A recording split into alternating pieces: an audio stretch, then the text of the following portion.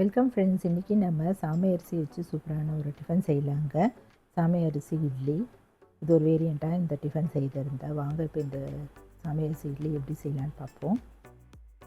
அதுக்கு என்னென்ன தேவைன்னு பார்க்கலாங்க. ஒரு கப் அளவு சாமை அரிசி ஒரு கிண்ணத்தில் போட்டுக்கலாம். கூடவே ஒரு அரை டீஸ்பூன் அளவு வெந்தயம், 2 டேபிள் ஸ்பூன் அளவு பச்சரிசி, இதெல்லாம் ஒரு தனித்தனி கிண்ணத்தில் போட்டுட்டு தண்ணி ஊற்றி நல்லா 2 தடவை கழுவிக்கலாங்க. இது எல்லாமே நம்ம ஒரு 5 to 6 மணி நேரம் ஊற வச்சுக்கலாங்க. தண்ணியில் நல்லா ஊறட்டும். அரைக்கிறதுக்கு ஒரு மணி நேரம் முன்னாடி நம்ம ஒரு 1/4 கப் அளவு முழு உளுத்தம்பருப்பு அதே ஒரு பாத்திரத்தில் ஒரு சின்ன கிண்ணத்தில் போட்டு தண்ணி ஊற்றி கழுவிட்டு 1 மணி நேரம் போல் ஊற வச்சிடலாம்.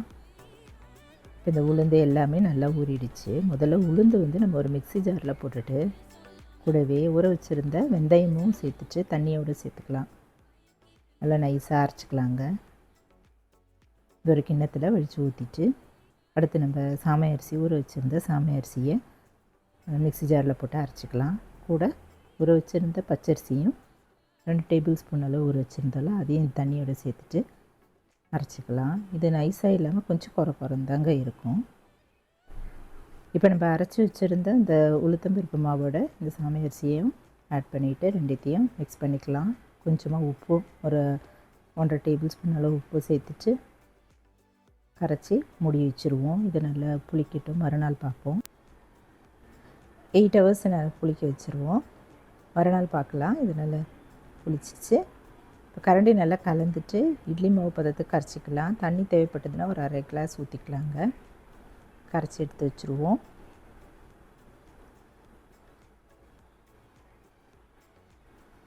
இப்போ இதுக்கு சைடு சட்னி தயார் பண்ணிக்கலாங்க. தேங்காய், கொஞ்சம் புதினா, காஞ்ச மிளகாய், பச்சை மிளகாய், பூண்டுப்பல், சின்ன வெங்காயம், உப்பு, புளி இதெல்லாம் எடுத்து வச்சுக்கலாம். காஞ்ச மிளகாயும் பச்சை மிளகாயும் கடாயில் கொஞ்சமாக ஆயில் ஊற்றிட்டு அடுப்பில் வச்சுட்டு நல்லா வதக்கி எடுத்துக்கலாம். கூடவே பூண்டு, வெங்காயம், புதினா இதெல்லாம் போட்டுட்டு வதக்கிச்சு தேங்காயோடு அரைச்சிக்கலாங்க. கொஞ்சம் உடச்ச கடலையும் சேர்த்துக்கலாம். புதினா சட்னி நல்லா டேஸ்ட்டாக செய்யலாம். இப்போ தாளிப்புக்கு நம்ம அடுப்பில் கொஞ்சம் கடாயில் இல்லை கரண்டியில் எண்ணெய் ஊற்றிட்டு பெருங்காயம், கடுகு, காஞ்ச மிளகாய் எல்லாம் போட்டு தாளிச்சிட்டு இதில் சட்னி மேலே ஊற்றிடலாம். நான் இன்றைக்கி இட்லி நம்ம காஞ்சிபுரம் இட்லி ஸ்டைலில் செய்ய போகிறேங்க. அதுக்கு கொஞ்சமாக மிளகு, பொடித்த மிளகு, அரை டீஸ்பூன் அளவு ஜீரகம், கொஞ்சமாக இஞ்சி பொடியாக நறுக்குனது, கருவேப்பிலை, கொத்தமல்லியெல்லாம் பொடியாக அரிஞ்சு எடுத்து வச்சுக்கலாம். முந்திரியும் ஒரு 6-7 எடுத்துக்கலாம். இப்போ கடாயில் எண்ணெய் நெய் ஊற்றிட்டு இதில் முந்திரி போட்டு வறுத்து எடுத்துப்போம். மீதி இருக்க நெய்யில் இந்த பொடித்த மிளகு, ஜீரகம் இதெல்லாம் போட்டு வறுத்துக்கலாம். கூடவே இஞ்சி, கருவேப்பிலை, கொத்தமல்லாம் வறுத்துட்டு நம்ம அரைச்சி வச்சுருந்தாலும் இந்த சாமை அரிசி இட்லி மாவு அதில் போட்டுட்டு நல்லா கலந்துக்கலாம், கரைச்சிக்கலாம். இப்போ இட்லி தட்டிலெல்லாம் நம்ம எல்லா குழியிலையும் நல்லெண்ணெய் ஊற்றிட்டு தேய்ச்சிடலாம்.